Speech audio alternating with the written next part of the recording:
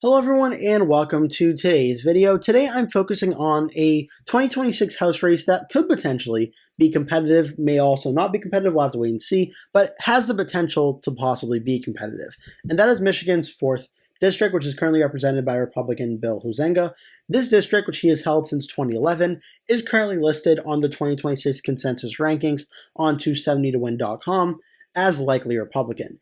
And it's worth noting that right now, the incumbent U.S. Republican Party in the U.S. House of Representatives, the Republican Party, holds 220 House seats, Democrats 215. You need 218 House seats to have a majority in the U.S. House, meaning Republicans only have a 3-seat majority. And Michigan's 4th, being Republican, obviously plays into that 220 House Republican seats. So for the Democrats to flip back the House in 2026, the Democrats only need to win 3 Democratic seats or flip 3 Republican seats while holding all the Democratic ones they currently have. So could Michigan's 4th district be a target? Well, there are already 3 House districts in Michigan that I think are going to be competitive in 2026, them being Michigan 10th, Michigan 7th, and potentially Michigan 8th with the Democratic Representative Kristen McDonald-Rivette. But could Michigan's 4th be competitive as well? And the main reason being for this is we're going to possibly see an open race. Bill Huizenga, the incumbent U.S. representative, is reportedly interested in running, I believe it's for Senate, against Mike Rogers in the Republican primary for the Senate race. If you were to do that, that would lead to an open race on the Republican side and the primary side, and an open race for the general election as well, which could open the door for a potentially more competitive general election. Usually, unless the incumbent representatives are very unpopular, being an incumbent is almost usually an added gain or a benefit in the race for the incumbent, as they have a much easier time at raising money and having higher name recognition than the challenger, which means they typically have a little bit of an added boost and advantage at those races. Again, unless there's extraneous circumstances like, for instance, maybe unlikability or the district getting redrawn or something like that, the incumbent usually has an added bonus. But there's a possibility that he won't be the nominee. The Democrats currently have Jessica Swartz, an attorney and nominee for the district in 2024, declared and running again. Diop Harris, a former staffer for former U.S. Senator Sherrod Brown, has an announcement pending as well that should be happening any day now. And Sean McCann, a state senator, has also expressed interest as well. This district is currently listed at likely Republican from Cook Politico and Inside Elections. The Cook PVI for this district, when you look at it here, is actually Republican +3. So based on its recent voting history, you could actually put this district in the lean Republican category, not likely Republican category. So again, if Bill Huizenga is not the Republican nominee in 2026, which if he runs for Senate, he may not be, obviously, it does open up the possibility that this race could potentially get competitive in 2026. As for this district overall and how it's trended in recent years, first we'll look at 2024. This district voted for Bill Huizenga by 11.7%. That is a likely Republican win. In 2022, it went 11.9% for Bill Huizenga. In 2020, prior to the census, the 2020 U.S. Census, it was actually Michigan 2, and it went for Huizenga by about 21 points. Obviously, a more Republican district in 2018, it went for Huizenga by about 12.3%. So just looking at how this district has trended from 2022 to 2024, it's actually trended slightly to the Democratic side, going about 0.19% towards the Democrats from 2022 to 2024. It shall be worth noting, 2022 and 2024 had very similar national House overall votes. When you look at the national vote for the House in 2024 was about a 3-point win for the Republicans. 2022 was also about a 3-point win for the Republicans as well. Whereas 2026 is supposed to be the most Democratic friendly of the last 3 elections, 22, 24, and 26. 2026 should be the most Democratic favorable. Democrats currently lead in the RCP voting average for the generic ballot by about 2.4%.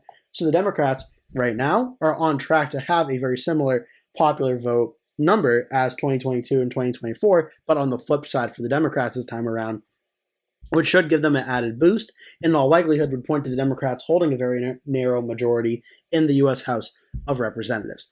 But again, comparing the numbers for this district, it trended 0.19% towards the Democrats from 2022 to 2024. Overall, since the district's been redrawn, it shifted about 20 points or so towards the Democrats from 2020 due to the district being redrawn. As for the actual counties in this district, As I mentioned, Huizenga won in 2024 with 55.1% to Swartz the 43.4%. The largest county in this district is Kalamazoo County, and it voted by 15 points for Swartz, 131,687 votes in this race, Kalamazoo being right here. The second largest county is Ottawa County, which is up here. It's about southwest or so of Grand Rapids, 111,432 votes. It voted for Huizenga by 32 points. So about 20,000 less votes out of Ottawa than Kalamazoo, but a much larger margin of victory for Huizenga in Ottawa County, giving enough of a vote difference here to essentially cancel out Kalamazoo. Third largest county is Allegan, 70,000 vote county. It voted for Huizenga by 33 points.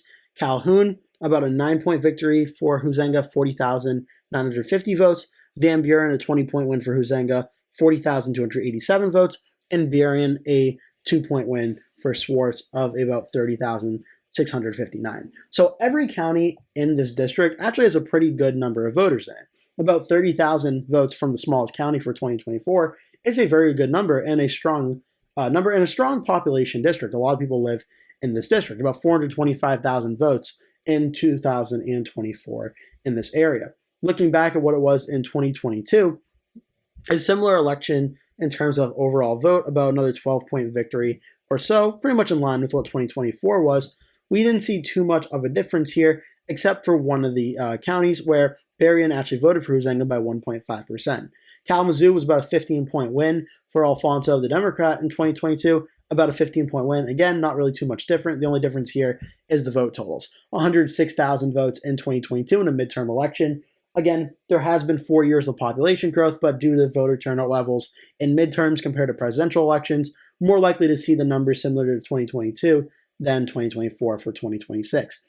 Ottawa being a 34-point win, Huizenga 31, Van Buren 17, Calhoun 8, and then Berrien being a 1.5% win for Huizenga. So my own personal opinion on this district is if Huizenga is the Republican nominee again in 2026, this race is going to be an uphill battle for Democrats. I don't think Democrats really have much of a chance at winning it. To do so, they have to make up a 12-point margin that Huizenga won by in 2024. So the Democrats are going to have to gain probably about 13 to 14% or so to be able to win this district. And that's going to be very tough for them to do if Huizenga is the Republican nominee.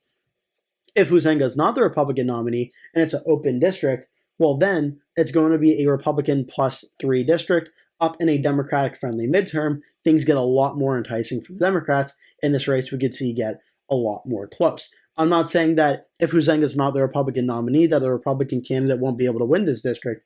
But I think if Huizenga runs again, it makes it a lot tougher for the Democrats at trying to contest this race. Either way, in a Democratic-friendly midterm, I do think the margin of victory will be a little bit closer than it was in 2024. Huizenga won it by 12 points. I would not be surprised if he wins it by under 10 points for 2026 in the more Democratic-friendly midterm. But if Huizenga is not the candidate for the Republicans, then it could get a lot more interesting. We'll have to wait and see how that goes, and we'll reassess this race if that does end up being the case. I hope you enjoyed this video. Make sure to like and subscribe if you did. Leave a comment below. Tell me your thoughts about this video and other future video ideas you may have for me. Thank you so much for watching. I hope to see you in a future video.